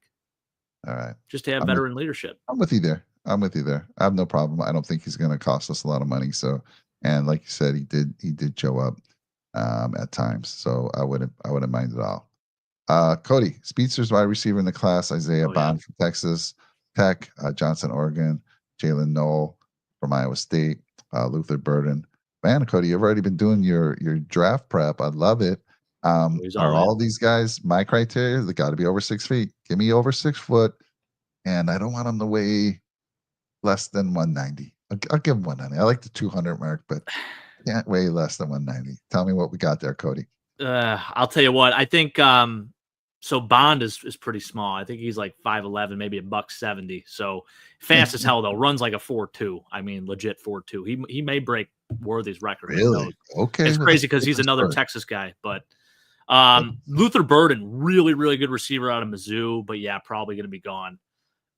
Won't have a shot at him unless we trade up. I don't know if he's 6 foot. He might be 5'11", but he's in the 200s for his weight. Definitely more solid and a really really good route runner. Great hands, everything you want in a guy. A lot of comparisons to Roman Wilson, actually, from last year, who came out from Michigan. I think he's more slated as maybe like a slot guy. Could play a little bit of outside, but definitely more of a slot guy. And then Knoll, who was the other guy? He was saying Jalen Knoll. Yeah, Jalen Knoll. I do like that kid from Oregon. Yep. Yeah, he's not bad either. Tez Johnson. How about Tez Johnson? That's a name for you. Super fast guy, 4'3", but definitely does not fit Mike's criteria. Super small, like 5'10", $160. Hey, don't follow my Chris. That's just who I like. I think everyone's got to be receiver wise 6 foot because 5'11", 5'11" is not bad. You're almost there. You get the cleats that are kind of a little bit taller. You'll get that 6 foot there, and it's all about vertical. Like you got this crazy, insane vertical leap. Good with that too. That helps you out. Oh, But yeah. I do like the little bit heavier because I want him to be able to. I guess if you're getting a guy like this, you're not going to be asking him to pass block. But in the Bills scheme, it seems like every wide receiver needs to be able to not pass block, but run block. Run block for sure. Jalen Royals. How about Jalen Royals, Cody? Have you ever done any research on him? Utah State kid. I think he could play outside. He's 6 foot 205. Mike, I like that kid a lot. 56. Yeah, that's crazy. Oh Yeah, my he's small. goodness. My 12-year-old is just solid muscle. He's weighing at 126 already. So I mean, my goodness. All right, well, let's go through these little ones. So Matt Collins is the definite yes. I mean, speaking of run blockers, right? Yeah. There you go. Spotrac has him project market value 1 year, 2.4 million. You got to bring this guy back. Get the deal done as soon as you can. There's nothing but good things to say. Who would have thought? Right? Who could have predicted that he'd have the most touchdowns on the Buffalo Bills this year? I mean, I don't know what the odds of that bet was. You're gonna make some good money. You put $25 on that bet beginning of the year, right? You walking away with some serious cash. There's nothing but good things to say. Not only great hands. I mean, you saw on the thumb. My goodness, he's what 6'3", 6'4", guns. Good speed. He obviously was surprisingly fast. We hit him on a couple deep balls this year. And then run blocking. He does everything you want. And then he's a rah-rah guy. Love it. Special teams. Dude, this is get the deal done as soon as you can, in my opinion. Most exciting gunner since Marcus Easley to play here. I love it. I just hope he loves it and doesn't want, want to move to somewhere warmer because he likes to walk around with no shoes on. Walking in the snow could cause some problems if you have no shoes on. Oh, yeah. Oh, yeah. Barefoot in the snow. That was just classic. Coming to the game and he had no shoes on, and it was snowing out there. It was classic. But yes, get him back. Get him done. Get him back. Get the deal done. All right, Dwayne Smoot. I feel like a rock star right now. When they lose or when they're singing and they lose their earpiece and they're trying to figure out they can't hear everything right. That's you, Mike. That's me right now. It's me right now. So I'll keep my one earpiece in so we can keep going. All right. On to Dwayne Smoot. Thoughts? I like him a lot. Really good in the run game, especially. I am here to bring him back. I say we bring him back. 2.5 million? That ain't bad. I'm okay with it. No issues there. Here we go. Reggie Gilliam, my boy. Reggie Gilliam. He's your my dude. answer. You said yes. He's gonna probably be cheap on the cheap again. No, he's gonna be like willing to pay him a ton of money. They don't really understand what he does for the Bills. I'm with it. I'm with you. Keep him. But for all that he does, and another reason as well, I don't think we should re-sign Quentin Morris. He's a restricted free agent. He's going to be able to feel out the market. We can match him. But we got Dawson Knox, Dalton Kincaid, and who's that third guy we picked up? 5th rounder. I like him. What was his name? Other tight end.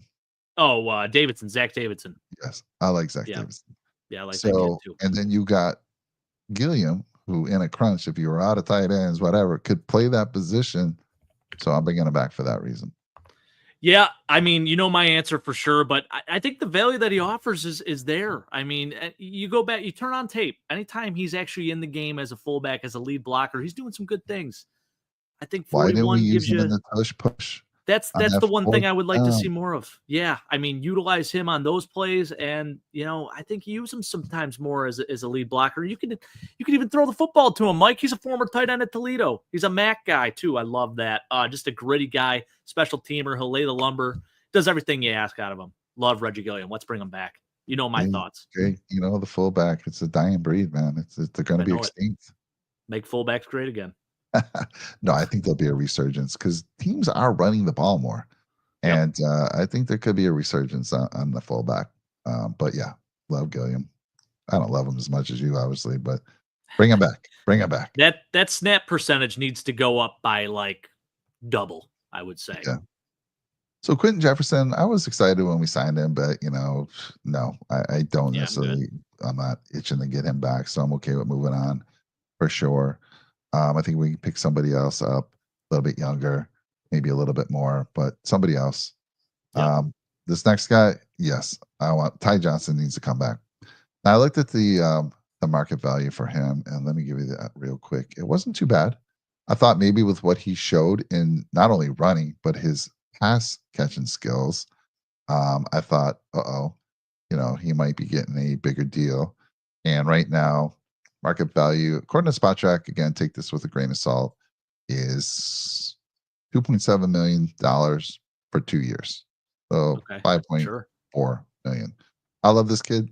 Bring him back. He's been good ever since we signed him. Ever since we signed him, Jake, not only can he run the ball, but his receiving skills are insane. Bring him back.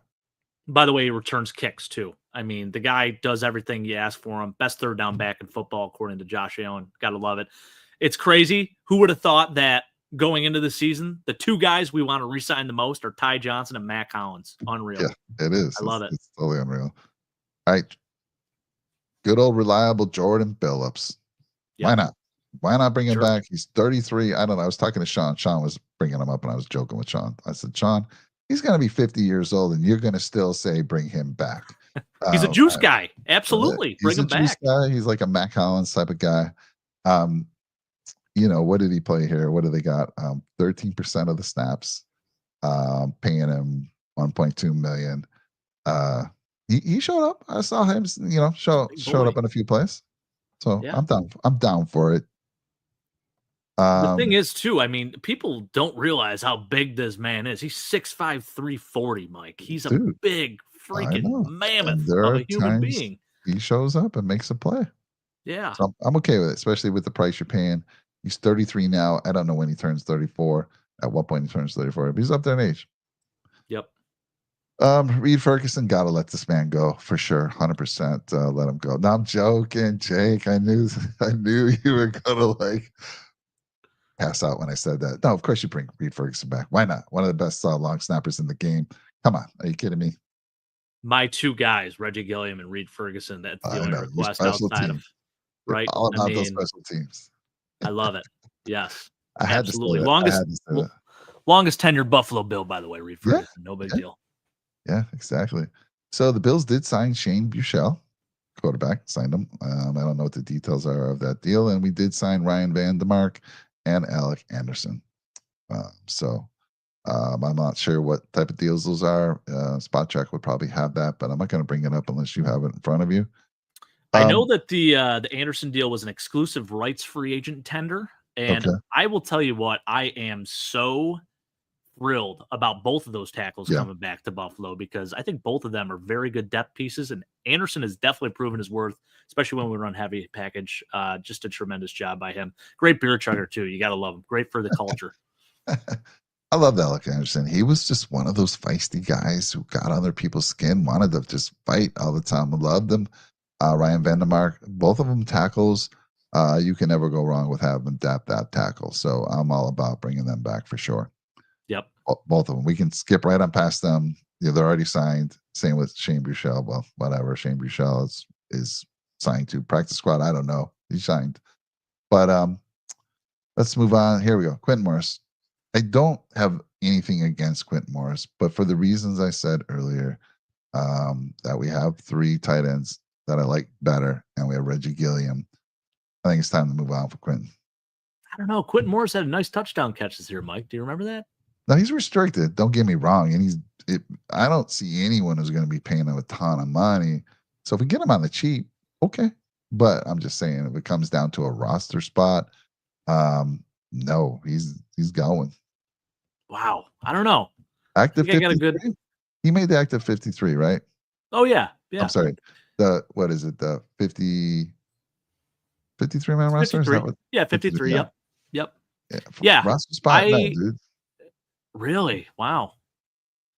See, I I like think the other tight end that I just met that we I talked like about. Davidson too. Yeah, I do. I just, to me, I feel like he's been here. He's done, and really, there's been a few clutch moments for him too here in Buffalo. I mean, there was the one crazy freak touchdown throw this year by Josh Allen to Quentin Morris, who just so happened to be there, right place at the right time, made a really, really good catch. I think of some of these third down plays that he's even made too in the past. He can They're he can catch the far and football. few between, my friend. No, I know, but he's a third string tight end too, so you gotta 19. Yeah, I know. It comes down to whether you're going to keep the other dude and you want 4 tight ends. right. Um, technically 5 with Gilliam. I don't know. Either he stays or the other one goes, and I kind of like the other one, the Davidson. Yeah, Zach Davidson. Yeah. Yeah, I think I also have a special place in my heart for Quentin Morris. He's a MAC guy himself, Bowling Green.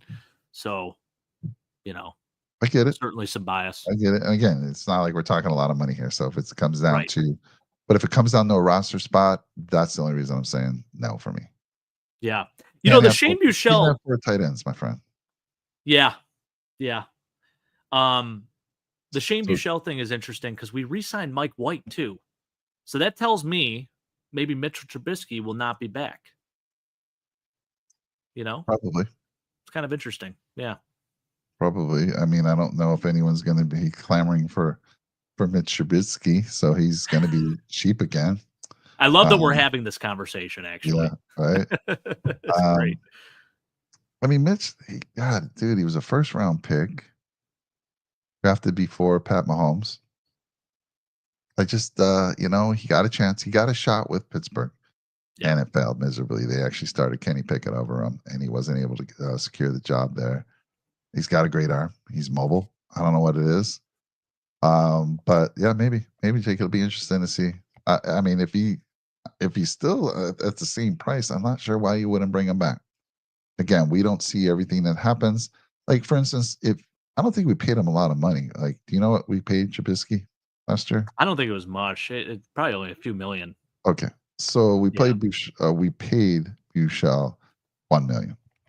I'm Okay. keeping if it was if I'm paying Trubisky a couple million, I'm keeping Trubisky over this guy only because of the fact that he's played in meaningful NFL games, and he's never had it like when he's played. He's never really had an opportunity to play for the Bills. When he did play in one of the preseason game against his former Bears, remember that a couple years ago? Lit it He up. lit him up, man. Yeah. Yep. All Yeah, right. I'm looking at Mitch's contract, by the Yeah. way. So 2 years, 5.25 million. There is a potential out in 2025. He is a 750,000 dead cap hit. So interesting. I don't know. Maybe we will keep him. Yeah. I don't see why he wouldn't at this point. Yeah.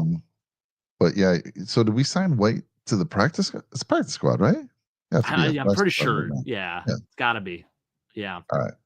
And I would imagine Buechele might even be on. I don't know when that for whatever reason, over the cap, it wasn't. They're not as easy to navigate around, and they're supposed to be the standard. This is where I pulled it from, but getting details on the contract wasn't there. Spot Track, I think, had some better details. Right. Tommy Doyle. Here's a tough one, Jake. I mean, left tackle just has been injured. Now, I don't know. The Bills love him. They've kept him. They put him on IR. Is obviously he's going to get a shot. Maybe not. I don't know. It's up to them. I just don't know. I mean, you're going to get him cheap, but he is a left tackle. He's a big dude. You did like him at one point. You liked him. And I just don't know. I just don't know with, he's had some major injuries. I just don't see it happening. Yeah. Especially because we got Tylen Grable last year in the 6th Yeah. round, who actually Yeah. really impressed in the preseason. So to me, I feel like based on injury history, and this pains me because he's another MAC guy, like Miami, Ohio, You and your 5th Mac round pick. guys. I know. It hurts me. And he's a big dude. He's 6'8", 320. Yeah. Had some No, potential, no, and dude. I loved him when we yeah. picked him up, but it just hasn't panned out. And tackles, what has he had? He's had was it Achilles or was it ACLs? I forget. He's had a couple big injuries. Oh yeah. And most tackles just don't recover from that. So I'm sorry to say I don't think it's gonna happen. Yeah. Yeah, I hate to say it too. I'm with you on that. By the way, I'm changing my pitch again. Here we go. Smash that like button for us. Drop a nickel on that subscribe. We greatly appreciate all of you that support this channel. Jake, you and I have been stuck around 1,910 subscribers. Yeah, what the heck? Our goal before the season ended was to get to 2,000. It seemed like an easy goal. I don't know what it is. I don't know what, maybe it's because I'm not changing my pitch enough, but I'm changing that now. So smash that subscribe button for us. Share the podcast. Get the word out. We love all fan bases. We try to be respectable here. Family-based show. So don't be afraid to bring your kids on and listen to us if they love football. I mean, I don't know, Jake. I don't know what it is. We need to get to that 2,000, and we can't do it without the folks here out in the chat and getting the word out. So we're going to be doing some new stuff this year. We'll talk about that at the end here. And 2,000, man, that was our goal. But we're stuck. We're 90 away, Jake. 91 away officially. We're going to get there. We have to get there, We're going to get there, definitely. Hopefully. Because we're going to bring guys like Cody on this channel. Cody's out there today. We're going to get Cody and his good friend. And they're going to do a show for us. We're hoping. We're working on that deal. Whoever gets Cody will be super lucky. He's great. So Cody, I know you're there. I almost invited Cody to join us tonight because I would have been great. I just love hearing that voice of his, right? And then of course he's got all the analytics. Yeah, he's good. He's been doing a lot of draft prep, and he said, you got any questions about specifically skill guys? Yeah. He's here for it. Oh, Weston, we need you on the live stream, brother. I can't wait for that draft live stream. That's gonna be a good one. Weston ruins it for us. Like he gets the information, and he's like, "All right, here it is," and he still laughs at the fact when they were drafting Coleman, and I was like, no. Right. He had put it out before it was announced. Oh yeah, I lost my mind. I was hoping we get Xavier Leggett, my guy, and we end up trading back. And I do want to say for Keon Coleman, anyone who thinks it was a bad season, it wasn't the greatest season, but up until the playoffs, if you compared his numbers with surprisingly Xavier Worthy, you could argue that he had just as good of a year because he missed a few games and his numbers were pretty darn close to Xavier Worthy's. Now he's not that speedster. Everything that the scouting reports put out there, he's not a separator. 100% true. I mean, this guy is never wide open. Everything we throw up to him is a 50-50 ball, it seems. And there's been times he's come up with it. There's been times I'm like, 6'4", where's this guy's vertical? I know he has a vertical, but haven't seen him use it. I don't know if it's Josh not getting the ball up high enough for him to be able to take advantage of that. But anyhow, he had a pretty good season. Let's see what he does this year. Year 2, baby, incoming. It's going to be a good one. That's right. All right, let's see here. Here we go. Here's a big one here, Jake. Here's a big one. Damar Hamlin. Damar Hamlin. I don't know how he didn't get comeback player of the year. I don't. Started for the Bills at safety. Did a very, very good job. Not great, but I think he was one of the I don't know how many interceptions. There might have been one that was called back, but he made some interceptions this year. Started for us the whole year. I think he was injured a game or so. Yep. But what do you think here? Damar Hamlin. The man has just gone through so much. I hate to even say this. To me, it's like, bring him back. Mm-hmm. And again, I don't know. I think the market value, let me see what Spot Track's saying the market value is for a guy like Hamlin right now. So there we go. Let's see here. Market value, they're saying for Damar Hamlin, thinking about it here, they're calculating it 2-year, $6 million deal. So $3.1 million a year. Go get paid, Damar. Go get paid. Go get paid. Yep. Go get paid. I want him to get paid. So whoever that is, yeah, I want to see him continue to be successful in his career. But so you're saying no? I'm saying no. I want you to be the one saying that because I don't. I'll tell you what, that's fine. And you know what, Mike? I'm telling you right now, this year 2, Cole Bishop in this defense. Tell you what, it's always year 2 for those guys to come out and shine. I mean, it happened 3 straight years, right? Terrell Bernard's rookie year didn't look so good. Year 2, unbelievable. Dorian Williams, year 1, not so great. Year 2, pretty damn good. Gonna But happen part of, again. part of that Cole is Bishop. because the Bills don't play the rookies. Look, Cooper DeJean, and there was another rookie on the Eagles. Who was the other guy they had? Kenyon Mitchell. All Yeah. right. Those two guys started. I don't think Cooper started initially. He came in to one of their safeties was struggling or something like that. But Right. Cooper DeJean, not only great, big pick six, they trusted this rookie to return kicks, punt returns. Where do you see it? I mean, you don't see that usually. I know the Bills would never do that. Maybe, but I mean, we did draft what was the guy's name? Godrington. We also Godrington. took we took the So, kid out of but Penn that State Cooper too. DeJean, not only to have him starting on defense and the other gentleman you mentioned, but to have him doing punt returns just shows how that team. You got to in this time and age, you've got to trust your rookies. Bills have been reluctant to do that a lot of the times. I agree with you, Cole Bishop. I liked everything about him. I was excited. I wanted him in the second round. When Weston told me ahead of time before everyone announced it, I was super happy. You and I were wanting him, and we were calling for him. And that second, we got him. So I think he's going to be great. Taylor Rapp, he's still under contract. Just concerns about the injury continues to happen. Same with Benford. That's the other issue. At corner by letting Rasul Douglas go. I don't know what they're going to do with Kaiir. I don't. They're going to, but I mean, that seems like a complete bust.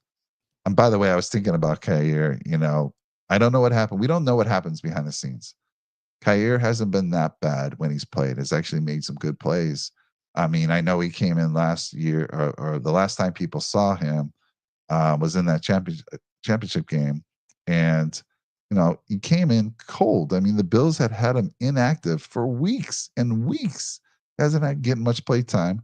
Benford goes out. He comes in on the first couple series. They definitely picked on him. They cleaned that up. I don't know what's going on there because in years past, he's always been a little handsy. A lot of the good guys are handsy and they get away with it. Sauce Gardner, go watch his film. Very handsy guy. Very handsy guy. Trent Duffy actually does a really good job. I like how Trent Duffy plays. I never say that, oh man, the McDuffie's mauling him. Like, throw the flag. Sauce Gardner, I see a lot of that. Oh But yeah. I don't know. We don't know. I think they're even trying to trade him, you're only going to get some late round pick, and that might be okay. I wish all the best for Kaiir. I don't know. We did hire a new cornerback coach who likes to play a lot of man. We didn't talk about that. So maybe, again, I don't know. What do you think about Kaiir? So wait a minute. Finishing up. Damar, you're like, go get paid. Time to move on. I'm just going to say opposite. I'm saying bring him back. If you get him on the cheap, bring him back. Okay. Bring him I like back. it.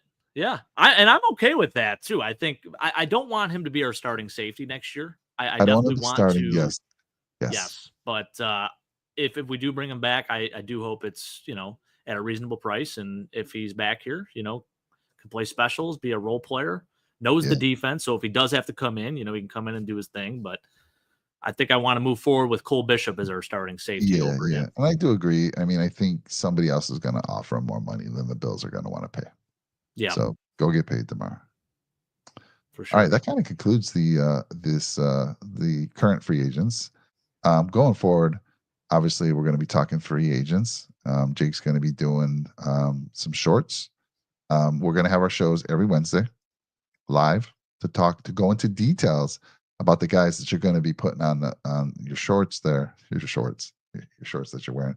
No, YouTube shorts. You're going to be talking about these guys minute to 2 minutes, and then we'll go into details about them. So free agency targets, when we get to draft, similar thing. Jake's going to be talking about guys all week long leading up to the show. When we go live, we'll go into detail about that. When we do draft, we typically target position groups. 1 week we'll do this group. I think, Jake, what we're going to start with, which is the groups that we know are most in demand for the Buffalo Bills. Stuff like defensive tackle, edge rushers, potentially corner, wide receiver, speedster. We'll start with those first because the Bills are in a pretty good position to add some nice depth pieces. We got some nice depth pieces already. Now it's just time to kind of add and move forward with this team that nobody expected to do what they did this year. The future's bright. The future's bright if we make the right moves, and obviously it starts on that D line. and make some plays. So that's kind of the plan, folks. And we hope you join us live. We plan on getting that AFC East Summit back this year. We're currently interviewing for some people to join us to represent. Unfortunately, we weren't able to get not a really good, I don't want to say that, a person that could join us for Patriot support. We might be able to get Keith back for the Dolphins. I'm hoping that happens. Love Keith. And then, of course, we are looking for the Jets rep as well that can join us on a weekly basis. So we're trying to get that back together. That'll be a fun show this year. We got the Red, White, and Ruthless. Brett and Sean will still be bringing that. But yeah, for Jake and I, you're going to be seeing a lot of shorts. You're going to see a lot of Jake. His face is beautiful. He's a great speaker. He's like Josh Allen. I mean, obviously, you want him in front of the camera speaking. He's the face of the franchise. He's going to be talking a lot for us. And then we'll get into the details on our live shows. Stop it, Mike. I appreciate it. It's true. I mean, not only do you look like Josh Allen, you're a very good speaker. So love it. And you know these guys. You follow, there's nobody. Maybe Cody, but Cody really focuses on the skilled players. You focus defense, special teams, skilled. I mean, you're going to be bringing it. And for me, I don't watch a lot of college. So once you bring up these names, you can darn well bet I'm going to be researching them and checking them out. And then when we come to our live shows, I'll be giving you my thoughts and we'll go into details. It's going to be fun. I can't wait. I'm super excited to do that this year. I'm excited too, and I'll tell you what about this too with the shorts. I'm planning on mixing it up too. I mean, we're going to do some of the draft stuff, but I'm a football nerd to its core, especially like NFL history stuff and just random knowledge and stuff that I store up here that I need to get out there on the internet. So you're going to be seeing a lot of that too. I mean, I might be talking about the Bills 6-3 game against the Cleveland Browns in a short coming up. I might be talking about how Larry Centers caught over 100 passes in the 1997 season. You know, I might be talking about how there was a fog bowl in the 1988 season between the Eagles and the Bears and how no one could see and how the television was, you couldn't make out what was going on. The announcers couldn't see anything either. So a lot of stuff like that coming up. Bills history, NFL history stuff. You guys got to hear from the man, who has literally lived his life researching things and watching NFL films and being on Pro Football Reference every day for at least a good hour. So got to talk about it. I'm excited about it, Jake. It's going to be a lot of fun. And I think you're going to, bring this channel to the next level with all that you're going to do. We got some other segments we're throwing out there. We got Rank This. That's still going to be going on. That's a little more entertaining. You never know what we're going to rank. If you haven't checked it out, like Troy, our good friend, my good friend Troy, you know him as well, Jake. The other day, he said he just randomly, I don't know what, maybe it showed up in his feed. He started watching our top 5 things a man should ever wear. And he said it was hysterical. He says, I don't know why this hasn't gotten more views, but you guys were funny as heck. I said, well, usually those type of shows take a while to really get built up into the algorithm and make their way out to Google. But we're going to do Rank This, and it could be anything. We'll do some sports related thing. Tony and I typically do that. We've always wanted to Jake join us on some of them. Funny things like top 5 most realistic conspiracy theories. Everybody loves a good conspiracy theory. I know Jake does. I know Cody seems like the guy who has some good conspiracy theories. So is Weston. I wonder if Chad does. By the way, JFK files being released. So they were already released. Are you saying no? But more? there's like 14,000 some odd pages still being released. So a lot to dive into. JFK probably is, well, spoiler alert, they'll probably be on that top 5. Trust me. Oh yeah, there you go. I love it. But yeah, we're gonna have a lot of stuff. Again, we're gonna try to get more of our friends out here. Good people like Cody who knows his stuff. I'd love to see more of Cody. Like I said, Sean and Brett will be out here as always. Our good friends. We'll be bringing it. They'll be joining us. They were going to join us tonight, but Brett's a new dad. He's adjusting, just like you are, Jake. How's the new one? How's the young one doing? He's doing great, Mike. I had him in a 4-point stance the other day. Fell flat on his face, but we're going to make it work. He's starting trying to crawl a little bit. He's a little chunker. He's 20 pounds, 90th percentile right now. I love it. Only 7.5 months. I love it. Cute picture. I saw the picture that you sent in our group chat. Hey, so damn cute, man. I love it. Again, I still think you should work on offensive tackle. None of this fullback stuff. Please move on from the That's all fullback. right. That's okay. We could do that. Weston said, Jake, did you see the JFK files? And I know, right, Cody? Yeah, see exactly. 14,000 pages of redacted. You're probably right. Yeah, exactly. My son, it's funny. This all started back on Thanksgiving, where we got that. So Tony and I did the first Rank This, right? And we said, and we have a lot of friends who continue to talk about conspiracy theories. And we're like, all right, the next show is going to be top 5 most realistic. Now, Tony and I have 2 friends, female friends that we work with, and we want them to join. But with the holidays, it's been really tough to get all 4 of us together. So that's going to be a really fun show. But Thanksgiving, as I never talk about this stuff with my family, but I'm sitting around the table trying to make some small talk. Most of my family talk, but some of them don't. I don't see them for a while. And I throw it out there. Hey, we're going to be doing a show about conspiracy theories. Any of you guys have any? And you asked that question, Jake. Oh my God. The can, it was opened, and they all had these amazing things. Like, for instance, the Beatles guy, John Lennon. John Lennon was killed by the FBI. The FBI killed. That's my aunt saying this. She believes it. Yeah. My uncle, who is he's pretty much a rocket scientist. He's an engineer. He's a top engineer. He's make medical devices. He comes at me with the flat Earth theory, and I'm like, Uncle, I'm not gonna say flat earthers. I'm like, dude, how can you, Mr. Engineer, be telling me this? Have you seen the pictures? He says they're all fake, Mike. So it was, and then my dad had one, and it's just crazy how you asking that simple question around the dinner table, everyone starts to open up and have some theories. It's incredible. I know you've been a big conspiracy theory since I met you. You're big conspiracy theory supporter, and you're like, I'm always down for a good conspiracy conversation. There's some stuff. There's some dark things out there too. Don't go into too much of a rabbit hole on X, because you'll never come back up. I've been there a few times. It's tough. I stay off of X. I don't do that. Yeah, it's not good. It's not good. Luigi was paid to take the fall. Ooh, that's an interesting one. That's the United Healthcare stuff. That's more recent. That's an interesting one, Cody, for sure. Yeah. So good stuff there. So again, that's kind of just a fun, entertaining one, but it'll be sports related in some cases.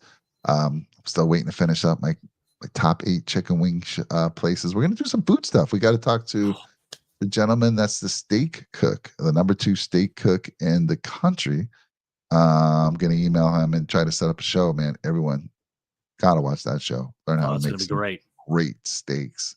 So I'm excited about that. Here we go, Weston.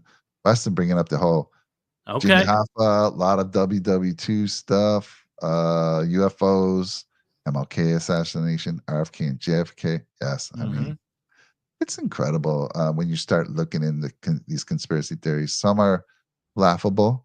Some are like, I can see it. I can see it. Oh, yeah. And then you're like, wow, this is really messed up. Yeah. Honorable mention is Fort Knox empty.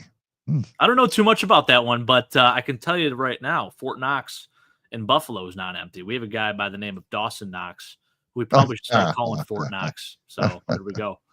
I love it. Well, guys, well, Jake, it was fun to get back 2.5 weeks after we've been off. I feel refreshed. Like I said, for various reasons, I feel good. We're going to get back into this. We'll be doing our show once a week, and that's always fun for me. It's just a day I look forward to, not only talking to you, but talking with our good friends on the channel there. So good stuff. Any closing thoughts from you, my friend? Closing thoughts. Let's get into the offseason, Mike. I'm ready for it. I know a lot of people, they want to take some time away from football, but I can't wait any longer. Combine's coming up soon. We got free agency on the cusp. A lot of fun things coming up. I'm excited. The NFL never sleeps, Jake, as you always tell me. And the curse is real. The Buffalo curse is real. Yeah. Got to get that video out. We've been talking about that for a few years now. If there's a curse, it's time. Got to figure out. Maybe we can get some folks to help us break that curse. I don't know what we got to do. Get some garlic. Get some. I don't know. We'll hire someone. There are people that are supposedly come out and will break curses for you. They'll do their little sprinkle stuff all around, light up some some fragrance, some candles, maybe get rid of this curse. That'd be great. Please. I'm over it. All right, I'm tired of it. Jake, have a good one. Everyone in the channel, again, thank you so much for your time. We couldn't do this without you. It wouldn't be fun at all without you. So thank you so much. Everyone have a great week, and we'll see you next Wednesday. And we'll be talking about some free agents. We'll be going deep into that. Maybe some draft stuff as well. Maybe some draft prospects. We got into that a little bit tonight. I know Sean was talking to me about some guy he likes, some wide receiver. But yeah, so you're gonna be here talking free agents. Yeah, we'll probably start a little earlier on draft analysis. And I know people are already doing mocks. They're already doing mock drafts out Oh, there. yeah. Jake's already Oh, yeah. started. You're already seeing it. So anyhow, everyone have a great night. We'll see you soon. Thank you so much. Take care. Go Bills. Go Bills. Did love that Josh Allen ended his speech with "Go Bills."